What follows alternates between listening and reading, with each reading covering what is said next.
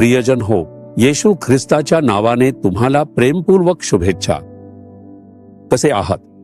सर्व काही ठीक आहे ना? आपण नवीन वर्षात काही दिवस आधीच पार केले आहेत. हे नवीन वर्ष तुमच्यासाठी कसे चालले आहे? प्रभूने वचन दिले नाही का? मागा आणि मी तुम्हाला देईन. तुम्ही ते प्राप्त करू शकता. शोधा आणि तुम्हाला सापडेल. दार ठोका आणि ते तुमच्यासाठी उघडले जाईल. तुम्ही मागितले पाहिजे, शोधले पाहिजे आणि आशीर्वाद प्राप्त केला पाहिजे.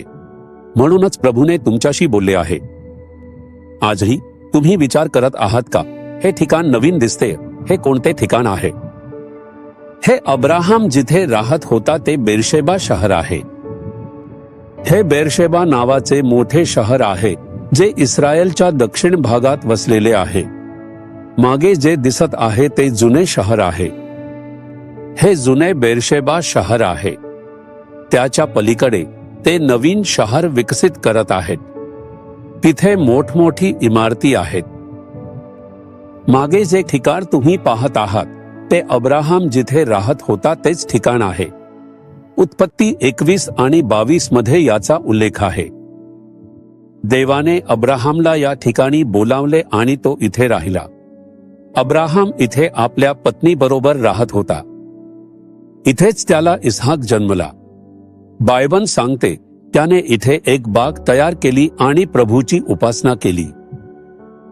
हे अब्राहम जिथे राहत होता त्या ठिकाणांपैकी एक आहे. तुम्हाला माहिती आहे का, आज प्रभूने कोणते वचन दिले आहे? हे अब्राहमला दिलेले वचन आहे. उत्पत्ती अध्याय 12 वचन 2. मी तुला आशीर्वाद देईन, तू आशीर्वादित होशील. प्रभू म्हणतो, मुला मुली, मी तुला आशीर्वाद देईन आणि तू आशीर्वादाचा स्रोत होशील. मी तुला आशीर्वाद देईन जेणेकरून तू इतरांसाठी आशीर्वाद ठरशील. हेच प्रभूने अब्राहमला वचन दिले होते.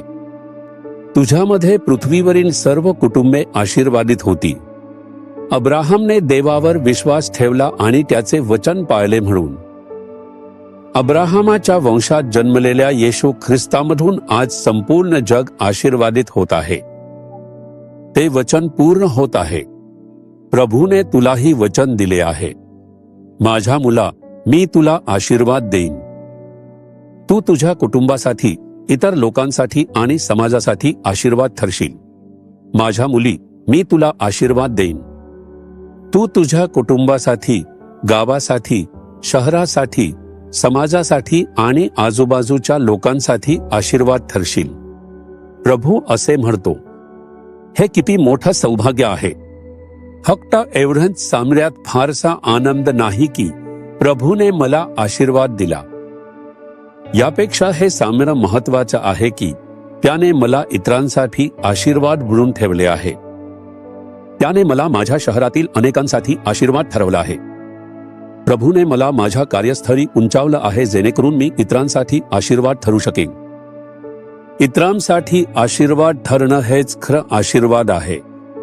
हेच प्रभू तुझ्यासाठीही वचन देतो. अजूनपर्यंत असं काही घडलं नाही का? स्वतःला समर्पित कर. इतरांसाठी आशीर्वाद ठरण्यासाठी स्वतःला समर्पित कर. तू आशीर्वादित होशील.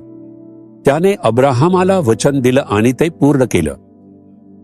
म्हणून प्रभूची इच्छा आहे की तुला हे अनुभव यावं. तर आज तू प्रभूला हे सांगशील का?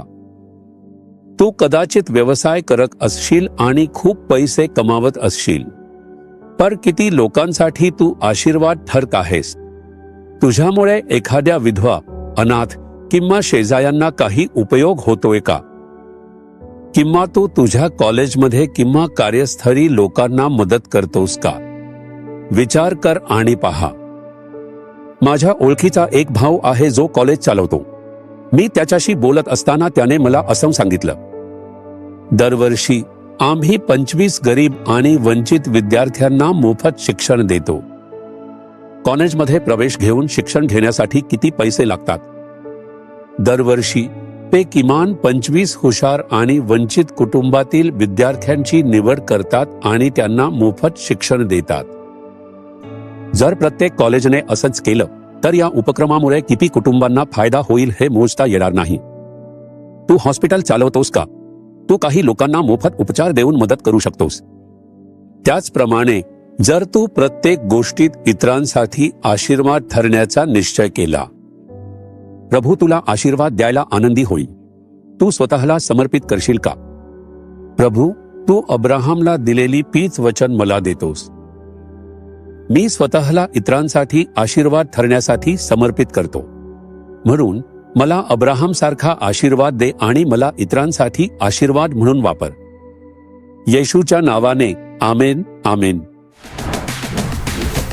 जीसस रिडीम्ड मराठी ह्या यूट्यूब चॅनेलला सबस्क्राईब करा. सबस्क्राईब बटनावर क्लिक करा आणि बेल चिन्हावरही क्लिक करा.